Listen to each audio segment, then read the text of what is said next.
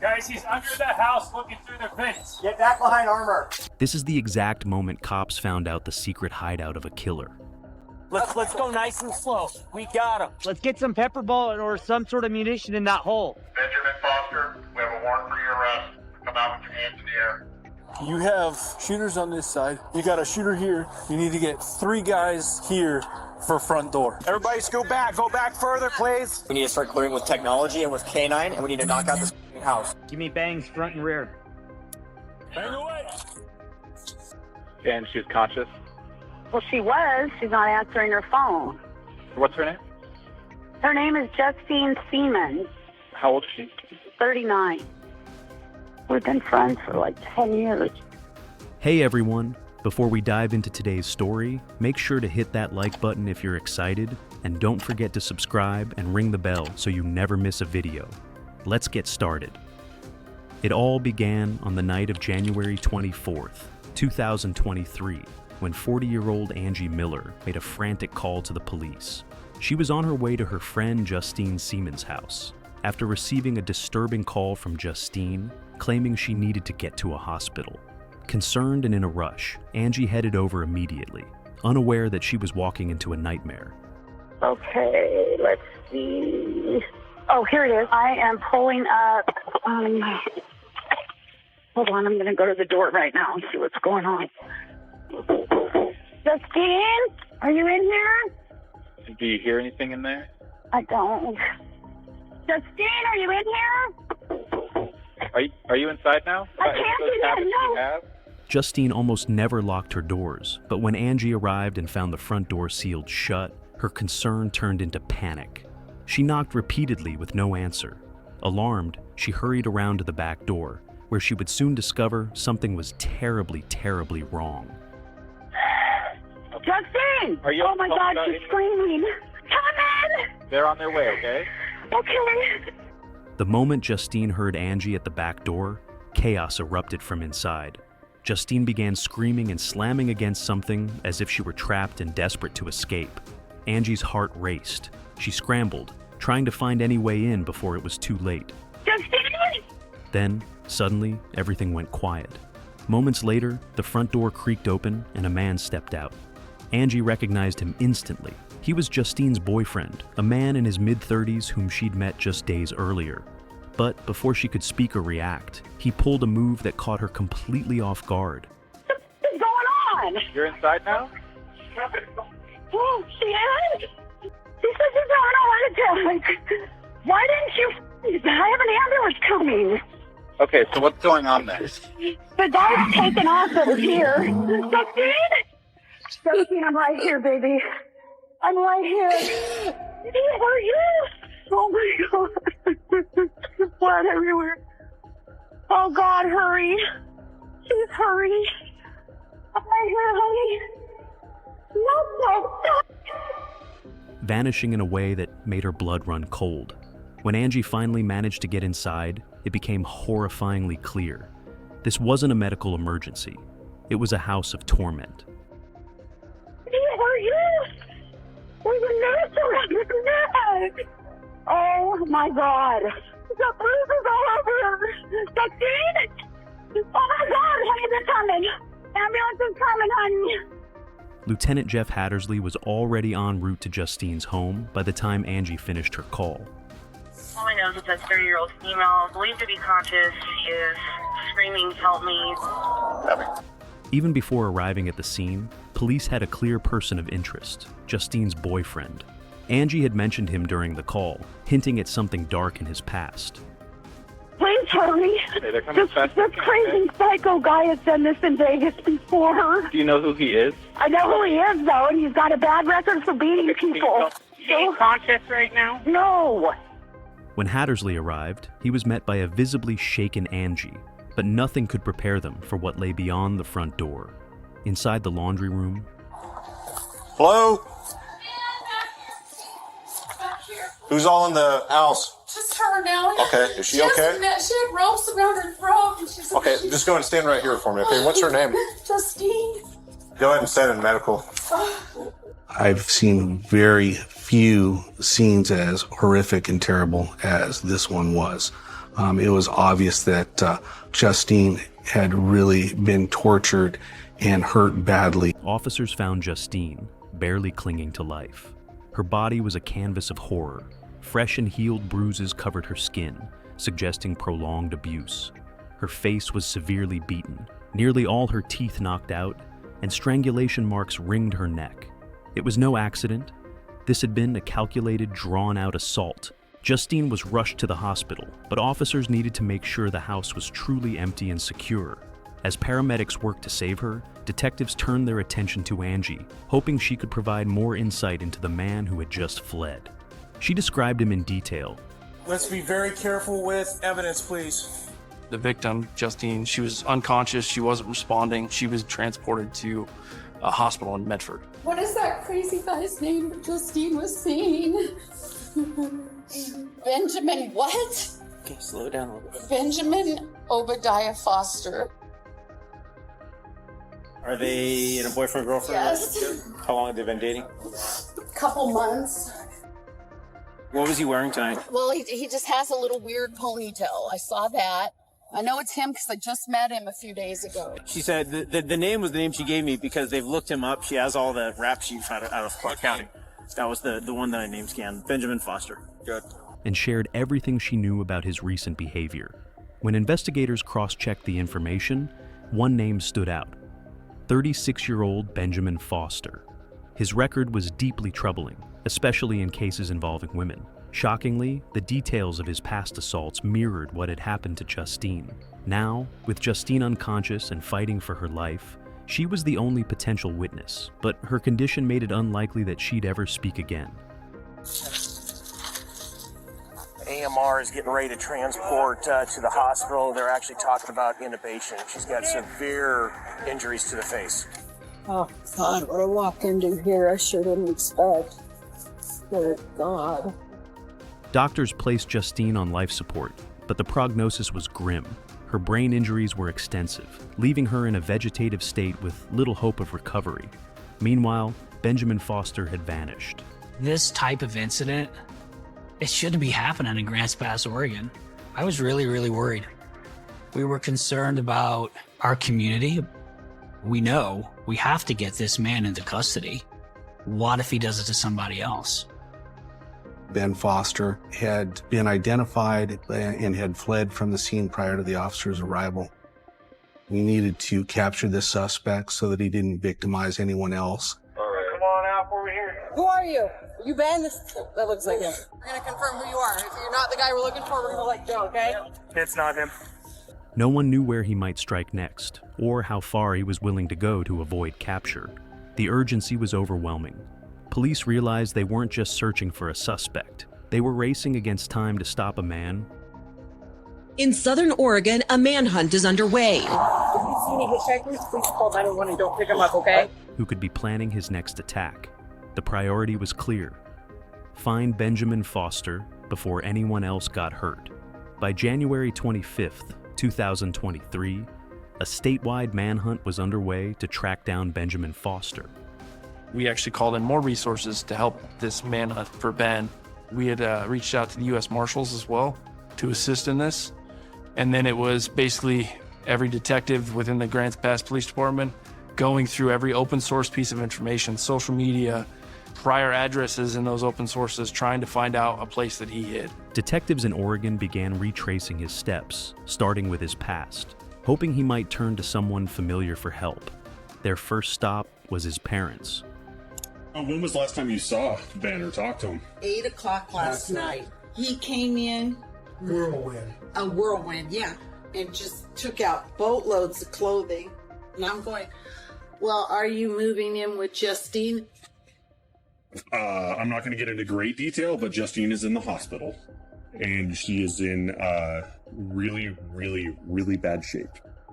Oh my God. Well, that's what happened in Vegas. If you guys have contact with Benjamin, it is in his best interest to contact the police and turn himself in, because everybody is looking for him right now. You know what? It wouldn't surprise me if he didn't try to head back to Vegas. Yeah? Yeah. You know, something snapped in him. I don't know what, but It really breaks our heart. While both were cooperative, they had no idea where Benjamin might be hiding. But investigators wouldn't be left in the dark for long. The very next day, a tip came in from narcotics detectives. On Thursday, January 26th, we received the tip through our narcotics detectives that Ben Foster was in the Sunny Valley area. We set up a surveillance in Sunny Valley, and Ben Foster was observed outside the residence. Get cover right here, Tim. Foster had been spotted in the Sunny Valley area. Surveillance was immediately set up around a property linked to a woman named Tina Jones, a longtime family friend of the Fosters. Now, detectives had to ask, was Tina knowingly sheltering a fugitive? And more importantly, we pre-deployed scout teams to get at least eyes on the house with binoculars to see if they could see anything. how close were they to bringing him in? As officers closed in, Benjamin was already a step ahead. The dogs on the property had sensed something was off, alerting him just in time. Before law enforcement could make their move, Benjamin slipped away. Ben begins doing counter surveillance. He climbed up on the roof of Tina's house with a set of binoculars. Then he came down and started doing ground property checks and ultimately spots one of the surveillance guys that are in the bushes and then takes off running. He went right up through there. Up that way? Yeah, right across up through there. Straight to your left. Track him through there. He's wearing blue jeans and a camo jacket. A handful of officers from every agency that were up there gave chase and then saw him go down an embankment. He knows where he's going. Yeah, you could be to the freeway now. Oh, easily. Easy. Unfortunately, we lost visual contact with him. Our hearts just dropped because this dangerous man we felt had gotten away. Vanishing once again. It was a devastating blow. Investigators were mere moments from capturing him, and now he was back on the run. Searching the property for clues, they located Tina and took her into custody. This is Tina. She's been read her rights. We're not trying to make this inconvenient, but when you harbor a fugitive, I mean, we don't really have a choice. What? That he was. Okay, we have reason to believe that you harbored him and helped him tamper with evidence. Inside the house, they found Benjamin's belongings, his essentials left behind in his frantic escape. It was clear he was growing paranoid, convinced he was being tracked. Belongings. During the search of Tina's house, found a small light travel backpack that when we opened it had Ben's wallet in there, had his ID, a large amount of cash. We found a tablet and a laptop that both had the camera covered. It looked like he had kind of assembled a go bag, the kit, to get ready to flee out of state and flee out of the area. We found multiple cell phones, but every phone was wrapped in tinfoil. Everything that had any kind of electronic communication was wrapped in tinfoil. Just exhibited this extreme paranoia that he was being tracked. But that paranoia wasn't slowing him down. If anything, it made him more dangerous. Benjamin was already hunting for his next victim. With no fresh leads, detectives turned to Benjamin Foster's past, determined to uncover what kind of man they were dealing with. The deeper they dug, the more disturbing the picture became. We learned that Benjamin Foster was involved in multiple incidents in Las Vegas and had a lot of similarities to what occurred here in Grants Pass. Benjamin Obadiah Foster, 36, had kept a low profile for most of his life, until now. But behind that quiet exterior was a chilling pattern of abuse. Justine's case wasn't an isolated incident. It was part of a long, violent history with women. The further investigators went back, the darker the revelations became. And soon, they would uncover the roots of a cycle of cruelty that had started years before, beginning with a woman named Amber. Amber was Benjamin's first known victim, beginning their relationship in June 2012. What started as love quickly turned into a nightmare. By November 2014, their fights escalated dangerously. Benjamin was arrested after a violent incident and ordered to attend domestic violence counseling along with community service. Within a few months of Ben's arrest, he was let out of jail, and unbeknownst to me, he had started stalking me. But the intervention barely made a dent. One chilling night, Amber found Benjamin outside her car, screaming at her in rage. In a horrifying attack, he stabbed her in the side. Bloodied and terrified, Amber managed to break free and ran to get help. Though she survived, she cut all ties with Benjamin, barely escaping with her life.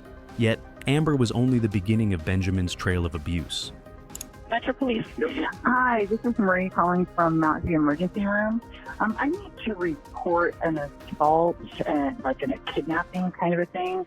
She won't tell me the name of the person who assaulted her, but she said he kidnapped her, kept her in her house, tied her up. I guess he has her dog, her phone, her car, and her keys and stuff like that. Okay.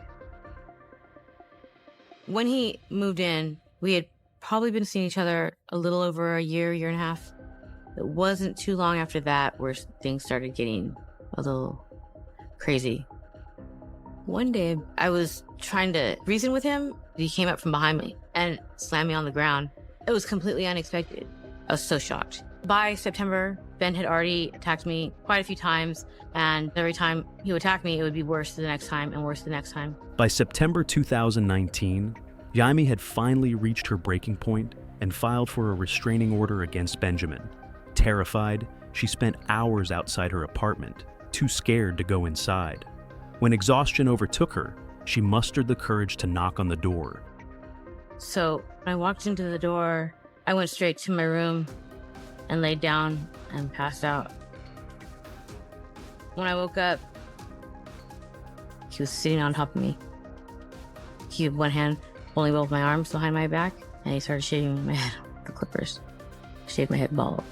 Believing the worst was behind her, but the nightmare had only just begun. I wasn't allowed to go anywhere out of his sight. When we slept, I would either sleep tied up or he'd be behind me and have a gun to my head. He stripped me naked so I couldn't hide anything or have anything on me. I did not have access to my phone. For 16 harrowing days, Jaime endured unspeakable torment inside that apartment. When Benjamin briefly left for a grocery run, Jaime seized her only chance at freedom. We go to the first grocery store, and it's right down the road. It's a small grocery store. I was super scared at that moment. I was thinking, maybe I'll be able to get away. I unbuckled my seatbelt, and I jumped out of the car really quick, and I ran. I didn't have my phone. I didn't have any money. So I ran inside the store, and I'm frantic. I ran out the back door, and there was a guy sitting in his car, and he was like, "Are you okay?" And he's just like, "Do you need a ride to the hospital?" I was like, "Yes, take me to the hospital."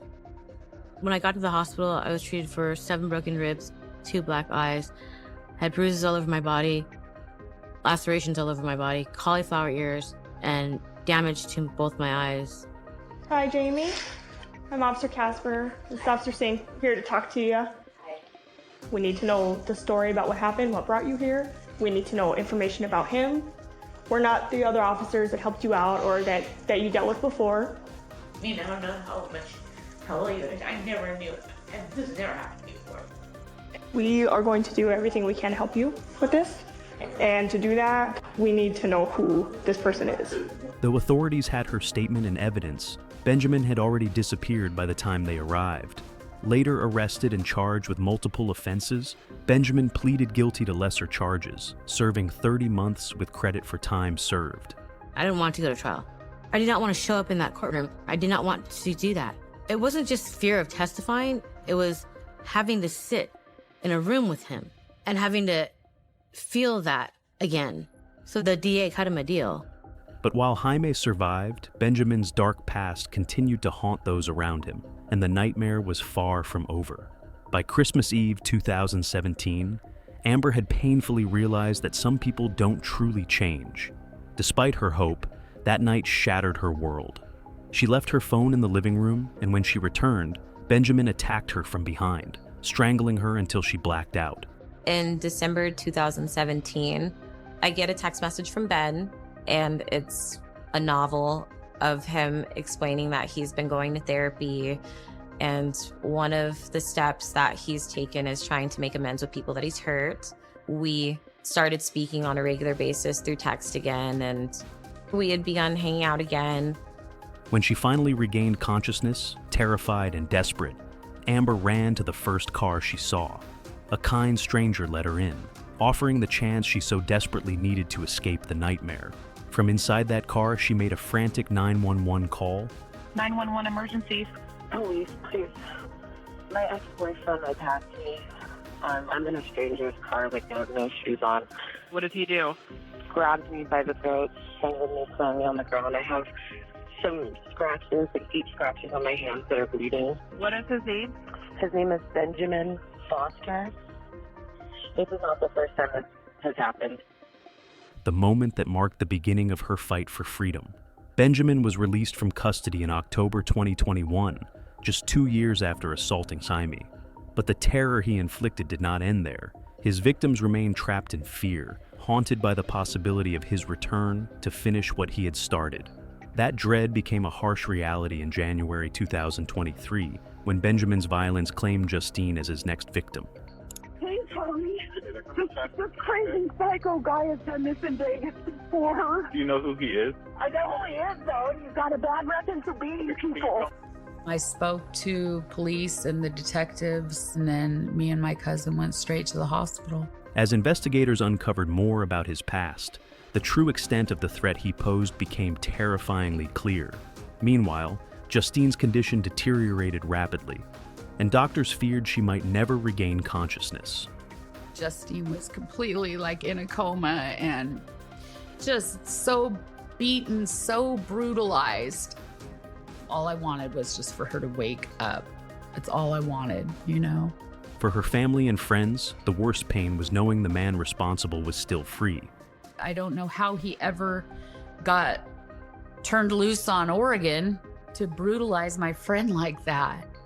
During the relentless search for Benjamin, detectives uncovered a critical clue from one of the cell phones recovered from Tina. When that cell phone was accessed, we discovered that dating apps had been accessed.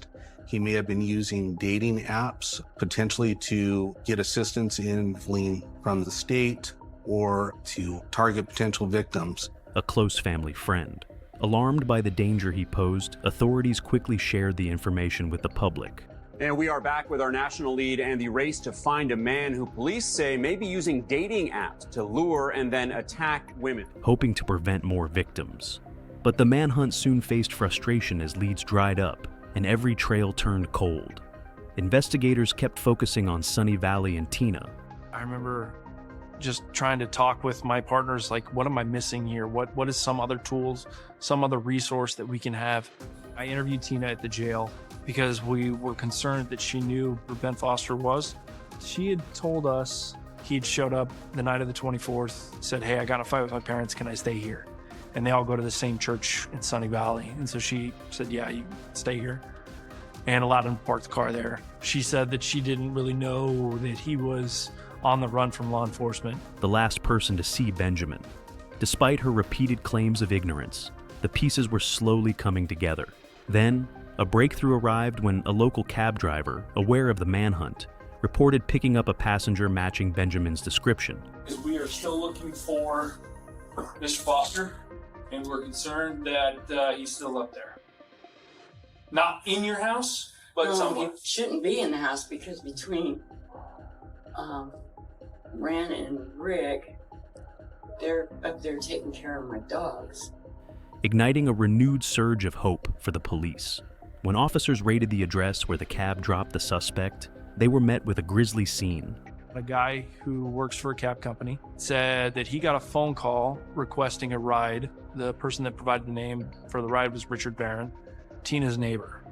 The cab driver knew that Richard was an older male, and per the cab driver, it was this guy did not sound old, so he declined. Richard and his caretaker Donald lay dead, brutally beaten. Benjamin was nowhere to be found.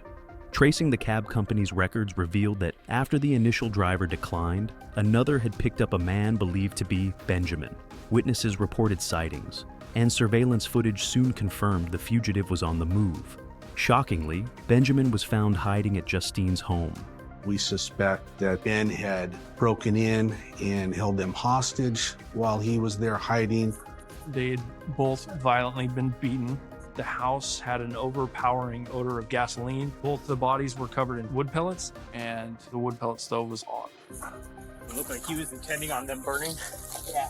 Seemingly intent on relishing his twisted trophies. As police closed in, he remained eerily silent and still, an unsettling calm before what was to come.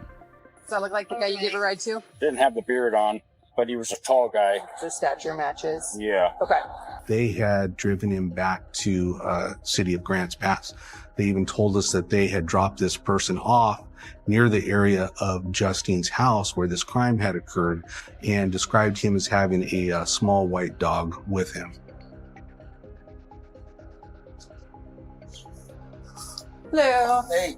In a final bid to capture him, officers devised a clever plan to force Benjamin out.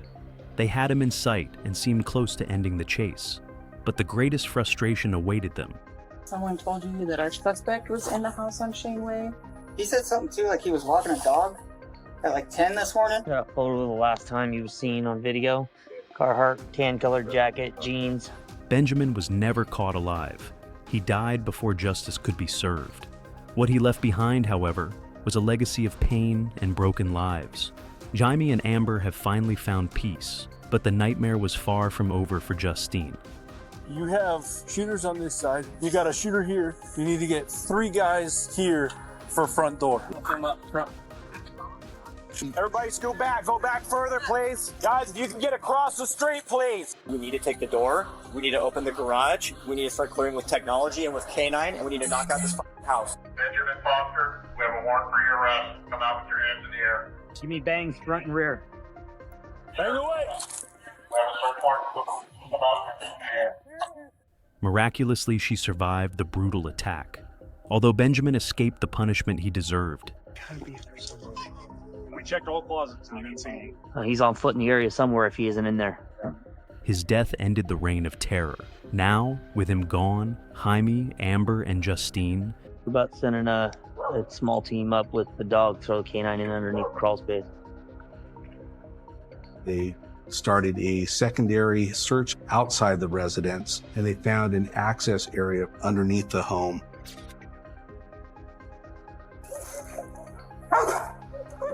I got movement! I got movement! Guys, he's under the house looking through the vents. Get back behind armor. Let's go nice and slow. We got him. The dog indicated that there was something down there. He had hidden himself underneath the residence. Let's get some pepper ball or some sort of munition in that hole. At that point, we put some chemical agents under there. They used Jackson County's robot and send it in there. The second they send the robots underneath the house, they see bags, clothing, a sleeping bag. And then as they're moving through underneath the space, they see him. Hey, he's kneeled down.